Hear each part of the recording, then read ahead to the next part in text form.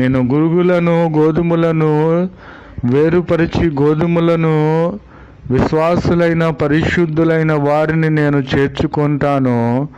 విషపూరితమైన గురుగుల జీవితమును కలిగిన వారిని నేను అగ్నిగుండంలో పడద్రోస్తానని, వాటిని వేరుపరిచి నేను అగ్నితో కాలుస్తానని ప్రభు అయిన క్రీస్తు వారు నాతో మాట్లాడి ఉన్న మాటలను మీతో పంచుకొనుటకు నేను ఎంతో సంతోషిస్తున్నాను. కాబట్టి ప్రియమైన సహోదరి సహోదరులారా, ఈ లోకములో ఎంతవరకు నీవు నటిస్తూ ఉన్నావు?